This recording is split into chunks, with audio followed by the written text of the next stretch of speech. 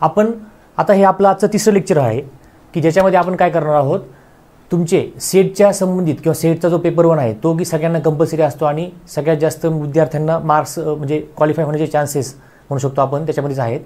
तर याच्यामध्ये काय होते की सेटचा 1चा जो पेपर आहे तो थोडा मुलांना हार्ड जातो. तर त्याची आपण जे सिरीज सुरू केलेली आहे ह्याच्यामध्ये आपण PYQ सिरीज केलेली आहेत, म्हणजे प्रिव्हियस इयरचे क्वेश्चन्स आहेत. त्याच्यानुसार काय होईल की आपल्याला नेमके प्रश्न कसे आहेत, क्वालिटी कशी आहे किंवा प्रश्नांची एक्झामची लेवल किती आहे, हार्ड आहे, काठिण्य पातळी कशी आपल्याला चेक करता येईल. तर आज आपण तिसरं लेक्चर घेणार आहोत. 2 लेक्चर ऑलरेडी आपण आपल्या यूट्यूब चॅनलवरती टाकलेले आहेत आणि तिसऱ्या लेक्चरमध्ये आपण काय करणार आहोत, डाटा इंटरप्रिटेशनचा पुढचा पार्ट. बरोबर. तर डाटा इंटरप्रिटेशनचे वेगवेगळे क्वेश्चन असतात. तर त्या क्वेश्चनचे सॉल्व कसे करायचे, त्याच्याला कोणत्या ट्रिक्स आहेत किंवा आपण कशा प्रकारे सॉल्व करू शकतो किंवा त्याची लेवल कशी आहे, हे सगळं आपल्याला क्वेश्चन प्रिव्हियस सॉल्व केल्यानंतर समजतं. ठीक आहे. तर सुरू करूया पहिला क्वेश्चन. पहिल्या क्वेश्चनमध्ये काय दिलं बघा, आपल्याला एक काय दिलेलं आहे बघा, दोन्ही पण आपण प्रश्न घेतलेले आहेत, मराठीमध्ये पण आणि इंग्लिशमध्ये पण. ज्याला जसं कन्व्हिनियंट असेल त्याने तसं सॉल्व करा. बघा, the following is a diagram of a company ABC showing the quantity of a certain goods exported in lakh units and the revenue generated in crore. म्हणजे बघा, ही कंपनी बघा इथं काय 2011, 12, 13, 14, 15 ह्यांचं उत्पन्न कसं झालेलं आहे. बरोबर. इथं काय दिलं बघा, क्वांटिटी एक्सपोर्टेड म्हणजे आडव्या लाईन मारलेले, तिथं काय झाले एक्सपोर्ट त्यांनी किंवा निर्यात किती केलेली आहे. ठीक आहे. आणि रेव्हेन्यू जनरेटेड म्हणजे महसूल किती जनरेट झाला, त्यासाठी अशा लाईन्स मारलेल्या आहे. ठीक आहे. आणि इकडे काय दिलेलं बघा, ह्या लाईनला आपल्याला दिलेलं आहे, इथं इयर दिलेलं आहे आणि इथं काय दिलेलं आपल्याला, हे जे आहेत हे आपल्याला पैसे दिलेले आहेत रुपया करोडमध्ये. तर हे आपले 20 करोड, 50 करोड, 45 करोड, 30 करोड हे आपल्याला दिलेले आहेत. ठीक आहे. तर ह्यानुसार आपल्याला एक क्वेश्चन्स, 1 ते 2 क्वेश्चन्स प्रत्येक वेळेस असे किंवा 3 क्वेश्चन्स अशा आकृतीवरती असतात. तर त्यांना विचारायच्या तेवढे विचारतील. आता इथं काय दिलं बघा, 31 ते 32 म्हणजे काय 2 प्रश्न आपल्याला ह्याच्यावरती विचारलेले आहेत. ठीक आहे. 2 क्वेश्चन्स. तर काय दिलं बघा, हा परत मी क्वेश्चन इथे घेतलेला आहे, म्हणजे आपली जी बेसिक डायग्राम. आणि आता इकडे क्वेश्चन दिला आहे. काय दिलं बघा, in which year the revenue generated per unit exported is maximum. त्यांचं म्हणणं आहे की कोणत्या वर्षामध्ये रेव्हेन्यू जो जनरेट झालेला आहे. ठीक आहे. रेव्हेन्यू जनरेटेड म्हणजे महसूल निर्मिती झालेली आहे आणि निर्यात वस्तू संख्येच्या पर युनिट किती झालेली आहे. तर हे सोपं एकदम. तर काय करायचं बघा, 2011चं कसं करणार, 20/10. बरोबर. 20/10 काय आलं मित्रांनो, 2 आलं. तर इथं काय झालं बघा, 2 आलं. हे डिवाइड करायचं म्हणजे टोटल रेव्हेन्यू जनरेटेड किती आहे डिवायडेड बाय क्वांटिटी एक्सपोर्टेड. हे प्रत्येकच असं करत गेले तुम्ही तर जी संख्या जास्त मोठी येईल ते आपलं उत्तर असणार आहे. का बरं, त्यांनी विचारलेलं की मॅक्झिमम रेव्हेन्यू कुठे जनरेट झाला होता. ठीक आहे. पर युनिट एक्सपोर्टमध्ये पर युनिट मॅक्झिमम रेव्हेन्यू कुठे जनरेट झाला होता. मग असं डिवाइड करत चालला. दुसरं काय दिलं आपल्याला, 15/5. बरोबर. हे आलेले 2 आलं. तिसरं काय दिलं बघा, आता इकडे करतो वाटलं असतं, 35/15. ठीक आहे. 35/15. मग ह्याला 5×3=15 आणि 5×7=35. 7/3 लिहू शकतो आपण याला. तर 7/3ला काय करणार आपण, 3×2 = 6, 7तून 6 गेले, खाली उरला 1, 10 झाले आणि 3×3 = 9. ठीक आहे. 3×3 = 9. बघा, वाटलं इथं करून दाखवतो तुम्हाला, 7/3. 7/3. ठीक आहे ना, 7/3. काय केलं मी बघा, 5×3=15, 5×7=35, 7/3. 3×2 = 6, 7मधून 6 गेला, खाली उरला 1, इथं पॉईंट झाला, इथं 10 आला. 3×3 = 9, 10तून 9 गेले, खाली उरला 1, परत 10 झाला. मग 2.33. त्याचं उत्तर आलं 2.3. कोणाचं, ह्याचं उत्तर आलं 2.3. सगळ्यांचे आन्सर असे लिहून घेऊया तेव्हा आपल्याला समजेल. आता ह्याचं उत्तर काय येणार बरं, 40/20 म्हणजे डायरेक्टली काय उत्तर येणार, 2 उत्तर येणार आहे. 40/20 00 कटलं 2. इथं काय येणार आहे, 50/30. ठीक आहे. 50/30 किंवा त्याला आपण काय म्हणू शकतो, 50/30ला 00 कटलं 5/3. 3×1=3. परत बघा वाटलं असतं 5/3 इथं करून दाखवतो तुम्हाला. 3×1=3, खाली उरले 2 झाले, इथं झाला पॉईंट, इथं आले 20, 3×18, 3×18, परत 10तून 8 गेले 2, 20 झाले, 3×18 1.66. 1.66. मग मला सांगायचं सगळ्यात मोठं कोण आहे बरं, सगळ्यात मोठं आहे 2012ला बघा, 2, 3, 2.3, 2, 1.6. तर सगळ्यात मोठं काय मित्रांनो इथं, तर सगळ्यात मोठं इथं 3 आहे. बरोबर. 15/5. मग आपलं उत्तर आहे 2012ला सगळ्यात जास्त त्यांचा रेव्हेन्यू पर युनिट जनरेट झाला होता, जो की 2012 आपलं आन्सर आहे. ठीक आहे. 2012. ठीक आहे. नेक्स्ट क्वेश्चन दिला बघा, पुढचा बघा, ह्याच्याच बेसिसवरती क्वेश्चन्स. नेक्स्ट क्वेश्चन आहे आता. इथं काय दिलं बघा, प्रश्न क्रमांक 33 आणि 34. पुढचे 2 क्वेश्चन ह्याच्यावरती आहेत. काय दिलं बघा, 800 विद्यार्थ्यांपैकी 220 मराठीत नापास झाले. ठीक आहे. 1 मिनिट पुढचा क्वेश्चन बघून घेऊया आपण. हां ठीक आहे, डायरेक्टली क्वेश्चन आहे. 800 विद्यार्थ्यांपैकी 220 मराठीत नापास झाले. टोटल काय आहेत, 800 विद्यार्थी आहेत त्या शाळेमध्ये. 200 आता ह्यांनी पास झालेले दिले नाही, नापास झालेले दिले. 220 मराठीत नापास झाले, 300 इंग्रजीत नापास झाले, 150 हिंदीत नापास झाले. ठीक आहे, सगळे नापासच दिले आपल्याला. 125 मराठी व इंग्रजीत नापास झाले, 70 मराठी व हिंदीत नापास झाले, 60 इंग्रजी व हिंदीत नापास झाले आणि 30 विद्यार्थी ही तिन्ही भाषेत नापास झालेत. बघा 30 सगळीकडे नापास झाले. मग आता आपल्याला हे वेन डायग्रामनी सॉल्व्ह करावं लागेल. काय करावं लागेल? वेन डायग्रामनी आपल्याला हा क्वेश्चन सॉल्व्ह करावा लागेल. आता बघा 3 विषय कोणते बरं? मराठी, इंग्रजी आणि हिंदी. ठीक आहे, मराठी, इंग्रजी आणि हिंदी, इंग्रजी आणि हिंदी. ठीक आहे, किंवा इंग्लिशमध्ये पण लिहा तुम्ही, मराठीत लिहा. ठीक आहे. आता काय दिलं? 220 मराठीत नापास झाले. आता सगळ्यात पहिले काय करायचं माहिती आहे का? ह्यांचा कॉमन रिजन बघा. इथं तिघांचा कॉमन रिजन कोण आहे? मग तीनही विषयात नापास झालेले किती आहेत? तर सगळ्यात पहिले इकडे या तुम्ही, हा सगळ्यात महत्त्वाचा आपल्याला आकडा आहे. तीनही विषयात नापास झालेले किती आहेत? 30. ठीक आहे, तीनही विषयात नापास झालेले 30 इथं मी लिहून काढले. नंतर त्यांनी काय सांगितलं आपल्याला बघा, नंतर सांगितलं त्यांनी आपल्याला की आता वरती या. सगळ्यात पहिले 220 मराठीत नापास झाले. किती नापास झाले मराठीमध्ये? 220 इथं लिहितो वरती. ठीक आहे. इंग्रजीमध्ये किती झाले नापास? इंग्रजीमध्ये नापास झाले 300 झालेत नापास इंग्रजीमध्ये. ठीक आहे. नंतर 150 हिंदीत नापास झाले, 150 हिंदीत नापास झाले. ठीक आहे, एवढं आपण लिहून काढलं. आता त्यांनी काय केलं बघा, 125 मराठी व इंग्रजी 125 मराठी व इंग्रजीमध्ये नापास झाले. 125 किंवा 125 मराठी व इंग्रजीमध्ये नापास झाले. 125 मराठी व इंग्रजीमध्ये नापास झाले. मग मला सांगा, 125 मराठी व इंग्रजीमध्ये नापास झालेले आहेत. मराठी व इंग्रजीमध्ये बघा, मराठी आणि इंग्रजीमध्ये 125 नापास झाले. बरोबर. आता त्याच्यामधले 30 सगळीकडे नापास झालेले आहेत. मग आपल्याला काय करावं लागणार आहे? हे जे मराठी आणि इंग्रजीमध्ये किती 125 आहे ना, ह्या 125 मधून 30 वजा केले तर हा रिजन येणार आहे मराठी आणि इंग्रजीचा. बघा 125 मधून 30 वजा करतो मी. खाली काय उरले? 5. 12तून 3 गेले 9. 0. इथं पाहिजे 95. इथं पाहिजे 95. ठीक आहे. का बरं? त्यांनी काय सांगितलं आपल्याला? मराठी आणि इंग्रजीमध्ये 125 नापास झाले. बरोबर आहे. पण मग इथं 125 लिहिलं मी, तर 125 अधिक 30 जर केलं तर जास्त होतो आकडा. ह्या दोघांची बेरीज मिळून 125 पाहिजे, जे विद्यार्थी मराठी आणि इंग्रजीमध्ये नापास झाले. समजते का? 30 विद्यार्थी कॉमन नापास झालेले आहेत. मग सगळ्यात पहिले 30 दिलं. 125 मराठी आणि इंग्रजीमध्ये नापास झालेत. बरोबर. मग 125 मधून 30 काढले, राहिले 95. मग ह्या दोघांची बेरीज आता 125 येते. अशा पद्धतीने आपल्याला करायचं. नंतर दुसरं बघा, आता कुठं 70 मराठी व हिंदीत नापास झाले. बघा 70 मराठी आणि हिंदी कुठे? इथं दोघांचं कॉमन रिजन आहे 70. त्यातले 30 ऑलरेडी इकडे आहेत ना. मग 70 मधून 30 करा, उरले 40, किंवा ह्या दोघांची बेरीज आली पाहिजे 70.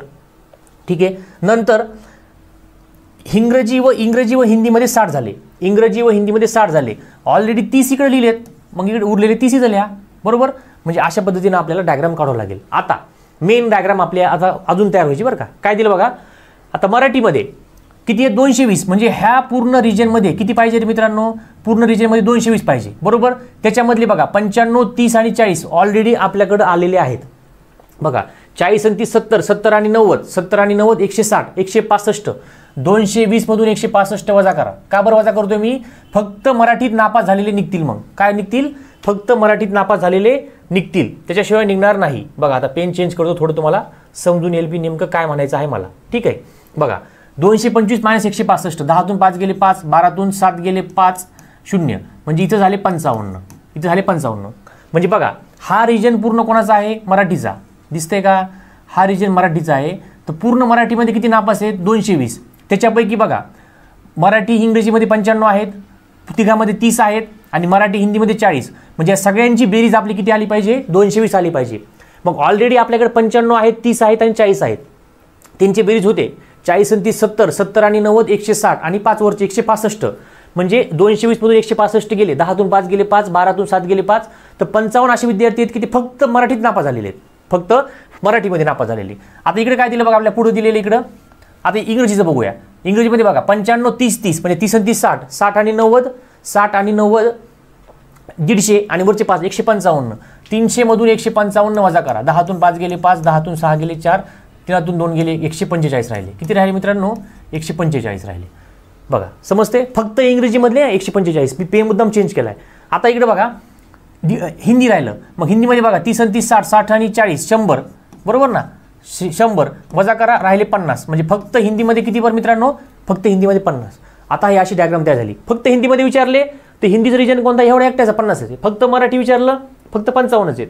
किंवा आपल्याला काय विचारलं? मराठी आणि इंग्रजी विचारलं तर 95 आहेत. बरोबर. मराठी इंग्रजी आणि हिंदी विचारलं 30 आहेत. असं आपल्याला सांगता आलं पाहिजे. त्यानुसार आता बघूया क्वेश्चन काय पुढचे. ठीक आहे. बघा फक्त एका भाषेत नापासांची संख्या किती? बघा, एकाच भाषेत नापास झालेल्या किंवा how many failed in only one language, only one लँग्वेजमध्ये किती विद्यार्थी नापास झाले. मग एकाच लँग्वेजमध्ये, मग फक्त मराठीमध्ये किती बरं? 55, फक्त हिंदीमध्ये 50 आणि फक्त इंग्लिशमध्ये 145.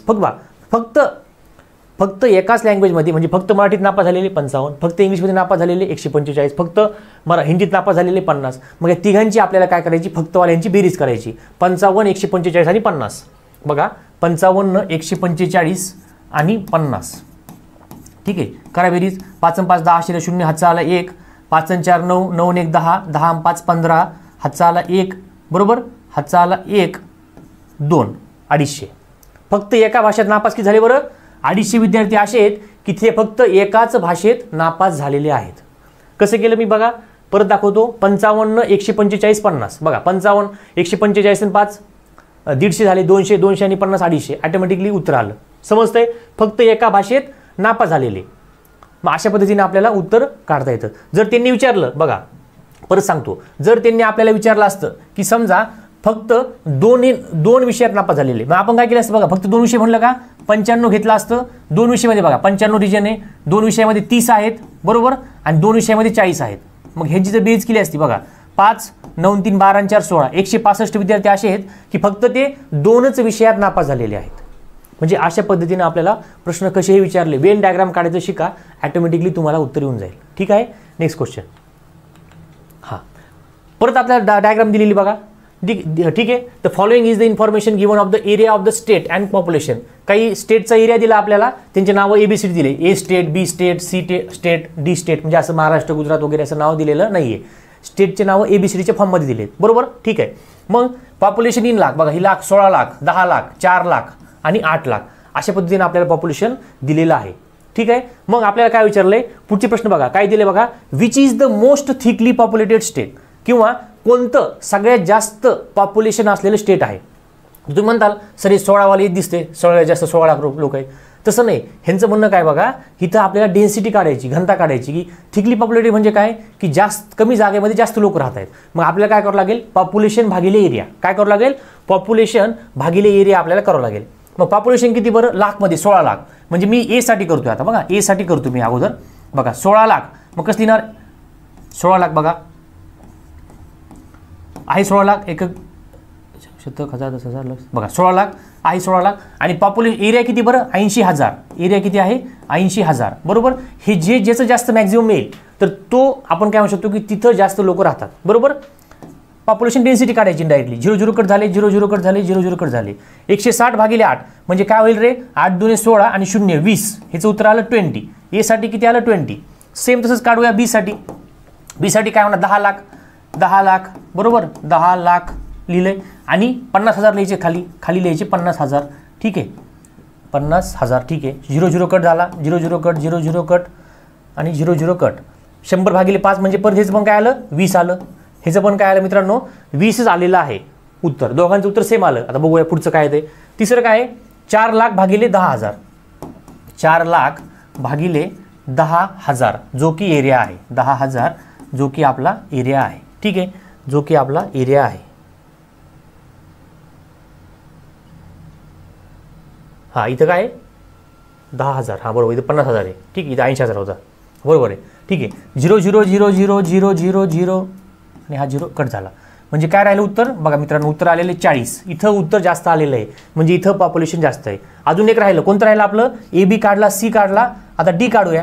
डी साठी किती बरं? 8. मग 8 lakh divided by 5,000 divided by 5,000. 1 2 3 1 2 3, बरोबर. 800 भागिले 5. मग 5 1 जा किंवा 5 1 5, 8 5 गेले खालीवर 3, 5 6 30, बरोबर. 0 बघा. 160 काय दिलं बघा? 160. 5 0 0 5 बघा. 5 1 5, 8 5 गेले खाली उरले 3, 30 झाले. 5 6 30 आणि 0 उत्तर आले 160. म्हणजे सगळ्यात जास्त बघा पॉप्युलेशन डेन्सिटी कुठे? इथं लोक राहतात 8 लाख आणि एरिया किती? फक्त 5,000. म्हणजे सगळ्यात जास्त पॉप्युलेशन डेन्सिटी कुठे? थिकली पॉप्युलेटेड कोण आहे? तर सगळ्यात जास्त थिकली पॉप्युलेटेड किंवा सगळ्यात जास्त राहणारे लोक कुठे आहेत? तर डी या स्टेटमध्ये आहेत किंवा डी राज्यामध्ये आहेत. मग डी राज्य कुठं आहे? पर्याय क्रमांक डी, डीच उत्तर आहे. पर्याय क्रमांक डी. का बरं? त्याचं उत्तर आलेलं आहे आपलं 160, जे की काय आहे, खूप जास्त प्रमाणामध्ये सगळ्यात मोठं आलेलं आहे. ठीक आहे. नंतर आपल्याला पुढचा प्रश्न दिलेला आहे, तो प्रश्न आपण काढूया, सॉल्व्ह करूया. ठीक आहे. बघा पुढचा क्वेश्चन, एकदा वाचून घ्या प्रश्न. एका परीक्षेबाबतचा अहवाल पुढे दिलेला आहे. परीक्षेसाठी बसलेले एकूण उमेदवार दिलेले आहे. पुरुष उमेदवार दिले आहेत, 5 झालेले दिले आणि 5 झालेल्या पुरुषांची संख्या दिलेली आहे. तर हे उत्तर एकदम सोपं आहे. तरी तुम्ही काय करा, सगळ्यात तुम्ही काय करा, काढण्याचा प्रयत्न करा. ठीक आहे. काढण्याचा प्रयत्न करा, तुम्हाला उत्तर लगेच येऊन जाईल. ठीक आहे. उत्तर तुम्हाला लगेच येऊन जाईल. हां, एका परीक्षेबाबतचा अहवाल पुढे दिलेला आहे. परीक्षेसाठी बसलेले, बघा परीक्षेला किती विद्यार्थी आहे? 1000. 1000 मधले पुरुष किती आहे बरं? 550. मग उरलेले आता मला सांगा, एक तर पुरुष असतील किंवा स्त्रिया असतील. मग 550 स्त्रिया म्हणजे याचा अर्थ काय झाला? पुरुष झाले 550, मग फिमेल किंवा आपण म्हणू शकतो स्त्रिया. ठीक आहे. फिमेल किती असणार आहे? मग 1000 मधून 550 गेले म्हणजे किती राहिले बरं? 450. बघा दोघांची बेरीज किती येते का नाही? 1000. म्हणजे फिमेल किती आहेत? 450. 5 झालेले उमेदवार किती आहे? 700. बघा परीक्षेसाठी बसलेले एकूण उमेदवार 1000, त्याच्यापैकी पुरुष किती आहेत? तर पुरुष आहेत 550. बरोबर. पुरुष 550 आणि महिला 450 आपल्याला समजलं ह्याच्यावरून. 5 झालेले उमेदवार किती आहे? 700. 5 झालेले उमेदवार किती आहे? 700. मग ह्यांनी काय विचारलं? पास झालेल्या पुरुषांची संख्या. बघा पास झालेल्या पुरुषांची संख्या. मग मला सांगा, आता 100 ते 250 असेल का रे?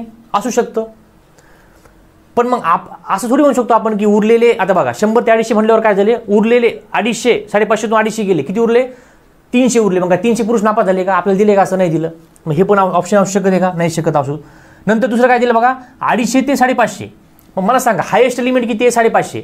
म्हणजे बघा एक तर बघा 700 काय झाले? 5 झालेले उमेदवार 700. त्याच्यापैकी आपण असं कन्सिडर करू की सगळे पुरुष 5 झाले. बघा सगळे पुरुष 5 झाले समजा, आपण असं म्हणलो, तर खाली किती राहिले रे? 250. मग 250 हे काय असणार आहे? ऑटोमॅटिकली ह्या म्हणजे बघा 550 जरी 5 झाले म्हणलं आपण, तर 250 ऑटोमॅटिकली ह्या महिला असणार आहेत. 250 ऑटोमॅटिकली महिला असणार आहेत. मग रेंज कुठे येते बघा आपली? तर रेंज अशी येते आपली 250 ते 550 मध्येच पुरुष असणार आहेत. 250 ते 550. कारण हे बघा 550च्या पुढं 551 पुरुष आहे का? पास होणारा नाही आहे. का बरं? की पुरुषांची बस म्हणजे पुरुष जे अटेंड झालेत किंवा जे मेल आहेत की जे परीक्षेला बसलेले आहेत स्टुडंट मेलमध्ये किंवा बॉईजमध्ये, तर ते 550च्या पुढं नाहीच आहेत. मग आपलं उत्तर किती असणार? 550 पर्यंत असणार आहे. आता तिथं काय दिलं बघा? 550 ते 700. मला सांगा 550 ते 700 कसं असणार आहे बरं? कसं काय नसणार आहे? आपले विद्यार्थी किती आहे? 550 आहेत पुरुष. मग 550 पुरुष असताना तुम्ही 550च्या पुढं कसं काय चालले? त्यामुळे हा पर्याय पण नाही आणि हा पर्याय पण नाही. आणि हा का बरं नाही आहे? की तुम्हाला कोण सांगितलं की 100 ते 250 आहे? आपण मॅक्झिमम घेऊ शकतो ना. मॅक्झिमम किती असू शकतं चान्सेस? 750 पास झाले चान्सेस असू शकतात का नाही? असू शकतात. मग उरलेले कोण आहेत? ह्या आहेत 250 पास झालेल्या, ह्या कोण आहेत? पास झालेल्या स्त्रिया. ह्या आहेत पास झालेल्या टोटल स्त्रिया. पास झालेल्या टोटल स्त्रिया. बरोबर का नाही? जर आपण कन्सिडर केलं की समजा 550 सगळेच पास झाले आपले बसलेले, त्यामुळं हा पर्याय पण येत नाही आणि मग पर्याय क्रमांक बी आपलं उत्तर आहे 250 ते 550. ठीक आहे. एकदम सोपा क्वेश्चन होता. ठीक आहे. नेक्स्ट क्वेश्चन काय दिलं बघा? Question number of employees, sorry total number of the male and female employees दिले तिथं. Ratio of the number of males to that of the female employee. बघा म्हणजे हा रेशो कोणता दिला आहे आपल्याला? मेल टू फिमेलचा रेशो दिलेला आहे. म्हणजे समजा 13 मेल असतील तर 7 महिला असतील, 8 मेल असतील तर 7 महिला असतील, 5 मेल असतील म्हणजे अर्ध्याला अर्ध सेम असेल. हा रेशो दिलेला आहे. आणि हा काय? Percentage of post graduate among total employee. सगळे एम्प्लॉई एवढे आहेत, त्याच्यामधले 60% पोस्ट ग्रॅज्युएशन झालेले, 50% पोस्ट ग्रॅज्युएशन झालेले, असं दिलेलं आहे आपल्याला. ठीक आहे. आता हे काय ABCD काय दिलेले आपल्याला आहे? वेगवेगळे स्टेट दिले, BCD वेगवेगळे स्टेट दिले. तर असा पद्धतीनं प्रश्न आहे, त्याच्यावरती बेस आपल्याला काय पुढचा क्वेश्चन आहे. काय दिलं बघा? Find the number of the male employee in the state D. त्यांचं काय म्हणणं आहे? Number of male employee state D मध्ये नंबर ऑफ मेल. बघा काय विचारलं? D स्टेटमधले फक्त पुरुष एम्प्लॉई किती आहेत? मग मला सांगा D स्टेटमध्ये, बाकी सगळे विसरून जा, फोकस कुठं करायचं आपल्याला? बघा फोकस आपल्याला फक्त इथंच करायचं आहे, एवढ्या पट्ट्यामध्ये. तर सांगतो का बरं? बघा find the number of the male employee in state D. Male employee D स्टेटमध्ये किती आहेत? कसं काढणार मला सांगा? D स्टेटमध्ये आपण गेलो, आता मेल एम्प्लॉई बघा हा रेशो काय? Male to female. हा रेशो आहे मेल टू फिमेल. म्हणजे इथं काय बघा D मध्ये 14:6 किंवा 14:6 हे आहेत मेल, हे आहेत फिमेल. समजा आपण 14 मेल असतील तर त्याच्या मागे 6 फिमेल असतील, हा रेशो आहे. टोटल ह्यांनी काय विचारलं? Number of male employee. आता हे काय total number of male and female employee किती आहे सगळे मिळून 40,000 आहेत, बरोबर आहे. आता कसं काढायचं, पहिले काय करायचं माहिती आहे का, ह्या दोघांची बेरीज करायची, ह्या दोघांची काय करायची बेरीज करायची. उत्तर काय आलं रे, 20 उत्तर आलं. काय करायची बेरीज सांगतो तुम्हाला, उत्तर काय आलं 20 आलं. त्या 20नं काय करायचं, टोटल एम्प्लॉय किती आहेत रे 40,000, तर 40,000ला ह्या 20नं काय करायचं भागायचं, ह्या 20नं काय करायचं भागायचं, 0 0 कटलं, बरोबर. आणि बेदुने 4 आणि 1 2 3 उत्तर आलं आपलं 2000. आता उत्तर 2000 आलं, मग उत्तर 2000 आलं तर मग आता मला काय माहिती आहे का, ह्या 2000 मध्ये आपल्याला काय विचारलं, मेल एम्प्लॉय, मेल किती येते 14, म्हणजे आपली एक्सची किंमत म्हणू शकतो आपण, ही आली 14. म्हणजे बघा कसं करायचं, ह्याला 14x लिहायचं, ह्याला 6x लिहायचं, दोघांचं बेरीज केली 20x आलं, 20x = 20x = 40,000 केलं, एक्सची किंमत आपली एवढी आली, ठीक आहे. किंवा एक्स लिहायची गरज नाही, तुम्हाला समजलं 20 लिहायचं, मी काय म्हणलं दोघांची बेरीज करा आणि त्या बेरजेला काय करायचं 40,000 जे आहेत त्या 40,000ला जे आपले टोटल एम्प्लॉय दिलेत त्याला 20 भागाकार करा, केलं भागाकार आपण, तर उत्तर काय आलं मला सांगा 2000 आलं. मग हे 2000 मध्ये आपल्याला काय विचारले मेल एम्प्लॉय, तर मेल किती येते 14, मग 14 गुणिले 2000 करा, 0 0 0 आणि 14 दुने किती रे 28, तर 28,000 काय आहेत मेल एम्प्लॉय आहे. तर पर्याय क्रमांक सी आहे. जर फिमेल विचारलं असतं तर मी काय केलं असतं, ह्या 2000ने ह्या 6ला गुणाकार केला असतं, तर काय झालं असतं बेसुकून 12 म्हणजे 12,000 उत्तर आलं असतं आपलं 12,000. म्हणजे जर त्यांनी विचारलं असतं तर फिमेल विचारलं असतं, त्यांनी जर आपल्याला फिमेल विचारलं असतं तर मी काय केलं असतं, ह्या 2000ने ह्या 6ला गुणाकार केला असता, उत्तर आलं असतं 12,000, ठीक आहे. त्यांनी विचारलं आपल्याला मेल, म्हणून मी काय केलं, ह्या 14नी 2000ला गुणाकार केला आणि 28,000 आणि 12,000ची बेरीज करा तुम्ही, बरोबर उत्तर काय येणार आहे आपली 40,000च येणार आहे. कसं 12,000 का बरं, 12,000 हे बघा 6 गुणिले 2000, हे बघा हे झाले मेल आणि हे झाले फिमेल. फिमेल विचारलेलं नाही आपल्याला, पण तुम्हाला माहीत असावं म्हणून सांगतोय की हे असं 12,000 येतं. दोघांची बेरीज जर केली तुम्ही तर उत्तर येतं इथं 40,000, जे की टोटल एम्प्लॉय आपले इथं आहेत का नाही, अशा पद्धतीनं तुम्हाला कॅल्क्युलेशन करता आलं पाहिजे, ठीक आहे. नेक्स्ट क्वेश्चन, हां त्याच्याच बेसिसवरती क्वेश्चन दिलेला आहे, त्याच्या आधारावरती काय दिलं बघा, find the number of the post graduate female employ in a state B. बघा आता प्रश्न विचारायचं स्वरूप बघा, त्यांनी विचारलं की पोस्ट ग्रॅज्युएट झालेल्या फिमेल किती आहेत, कुठं बी स्टेटमध्ये. मग मला सांगा आता हे फक्त पूर्ण एम्प्लॉई बघा, आता ह्याच्यामध्ये पोस्ट ग्रॅज्युएट काहीच दिलेलं नाही, हे पूर्ण सगळे एम्प्लॉई. आणि इथं काय दिलं, percentage of the post graduate employee. आता ह्यांनी विचारलं बी साठी, मग बी साठी म्हणल्यावरती तुम्हाला सांगितलं मी पहिले ह्याला लक्षात ठेवा, बाकीचं काहीच बघायचं नाही आपल्याला, बाकीचं आपल्याला काही बघायची गरज नाही आहे. आता पोस्ट ग्रॅज्युएटमध्ये मला सांगा 50% म्हणजे 30,000 पैकी बघा 30,000च्या 50% कसे काढणार रे, किंवा अर्धे म्हणा तुम्ही, 30,000 गुणिले 50 भागिले 100, बरोबर. 0 0 कटलं, 0 0 कटलं, बरोबर. 0 0 0 आणि 5 3 15, काय उत्तर आलं रे 15,000 आलं उत्तर आलं आपलं 15,000. म्हणजे तोंडी जरी केलं तुम्ही म्हणजे 50%, म्हणजे 50% काय आहेत पोस्ट ग्रॅज्युएट आहेत आणि 50% माहीत नाही काय. मग ह्याचे 50% किती होतात, 30,000चे 50% म्हणजे 15,000 होतात, 40,000चे 50% 20,000 होतात, 200चे 50% 100 होतात, 150चे 50% 75 होतात. समजतं इथं असं. मग 30,000चे 50% किती झाले, 30,000चे 50% 15,000 झाले. मग एवढे काय आहेत, एवढे आहेत पोस्ट ग्रॅज्युएट एम्प्लॉई, हे आहेत आपले post graduate employee, post graduate employee. आता तुम्ही म्हणता हे कशामुळे काढलं, प्रश्न काय विचारला, find the number of post graduate. त्यांनी जर म्हणले असते पहिल्या मागच्या प्रश्नामध्ये त्यांनी काय विचारलं होतं आपल्याला की टोटल एम्प्लॉई किती आहेत मेल बी मधले किंवा डी मधले असं विचारलं, त्याच्यामुळे आपण इकडे फोकस केला. आता पुढे काय विचारलं की पोस्ट ग्रॅज्युएट एम्प्लॉई किती आहेत. मग मला सांगा पोस्ट ग्रॅज्युएट एम्प्लॉई किती आहेत रे, मग 15,000 हे पोस्ट ग्रॅज्युएट सापडले आपल्याला, बरं ठीक आहे. मग आता पुढं ह्याच्यामध्ये काय विचारलं आपल्याला, फिमेल एम्प्लॉई किती आहेत, फिमेल एम्प्लॉई विचारले. मग मला सांगा फिमेल एम्प्लॉयसाठी परत हा रेशो काय आहे 8:7, 8:7 काय आहे हा रेशो आहे मेल टू फिमेल, बरोबर. मेल टू फिमेल रेशो आहे. म्हणजे दोघांची बेरीज करायची, परत तुम्हाला सांगितलं मागासारखं उत्तर आलं 15,000 जे की आपलं टोटल एम्प्लॉई आहेत आपल्याकडे. टोटल म्हणजे पोस्ट ग्रॅज्युएट पैकी आपल्याला काढायचे, म्हणून टोटल हे सध्याचं टोटल आपलं हे आहे, भागिले 15 केलं, 15 1 15 आणि 3 0, उत्तर आलं 1,000. उत्तर काय आलं 1,000. त्याच्यामधलं त्यांनी काय विचारलं आपल्याला, फिमेल एम्प्लॉय विचारले. मग काय करणार मी, फिमेल एम्प्लॉयसाठी मला काय करावं लागेल 1,000 गुणिले 7 करावं लागेल. उत्तर आलं आपलं 7,000 ह्या पोस्ट ग्रॅज्युएट झालेल्या बी स्टेटमधल्या फिमेल एम्प्लॉई आहेत. उत्तर आहे का 7,000 आहे, पर्याय क्रमांक डी मध्ये बघा. आणि जर त्यांनी विचारलं असते की मेल एम्प्लॉई कुठले, आपल्या पोस्ट ग्रॅज्युएट झालेले मेल एम्प्लॉई, तर मी काय केलं असतं 8ला गुणाकार केला असता, जिथं जसं 7 ठेवले ना इथं फिमेलसाठी, इथं 8 ठेवले असते. का बरं? हा मेल आहे आणि खाली फिमेल आहे, हा रेशो आहे त्यांचा. मग 8 गुणिले 1000 केलं असतं, उत्तर आलं असतं 8000. म्हणजे मेल एम्प्लॉई आपले 8000 आले असते, फिमेल एम्प्लॉई 7000 आले आहेत, जे की पोस्ट ग्रॅज्युएट झालेले आहेत. समजते का? तर अशा पद्धतीने आपण प्रश्न सॉल्व्ह केला आहे. Next question. हां, हे आता आपल्याला काय दिले? पाय चार्ट म्हणू शकतो आपण. पाय चार्टवरती पण तुम्हाला काय असतात? क्वेश्चन्स असतात. ठीक आहे. आता काय दिलं आपल्याला? क्वेश्चन नंबर 34 आणि 34. ठीक आहे, हे काय दिलं नाही, हेच म्हणजे एवढं काही विशेष नाही. हां, इथे काय दिलं बघा? Printing cost. ए म्हणजे काय? प्रिंटिंग कॉस्ट आहे. ठीक आहे. दुसऱ्यामध्ये काय दिलेलं आहे? Cost of the paper. B मध्ये काय दिलं बघा? B cost of the paper. सीचं काय दिलेलं आहे? रॉयल्टी दिलेली आहे. डी साठी ॲडव्हर्टाइजमेंट आणि अदर चार्जेस.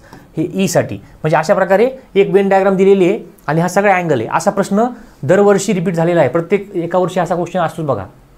आपलं लेक्चर नंबर जे 2 आहे त्याच्यामध्ये सुद्धा आपण काय केलं आहे? अशा प्रकारचा क्वेश्चन घेतला होता. परत तो तिसरा म्हणजे ह्या लेक्चरमध्ये पण आला आहे. म्हणजे आपण जसं जसं पुढे चाललो आहे, आपण कंटिन्युअसली PYQ सिरीज जे सुरू करतोय त्याच्यामध्ये अशा प्रकारचे प्रश्न रिपीट आहे. त्याच्या म्हणजे याचा अर्थ काय झाला? तुम्हाला हे वेन डायग्राम झालं किंवा पाय चार्ट झालं, असे प्रश्न तुम्हाला आलेच पाहिजेत. आता बघा प्रश्न दिलाय.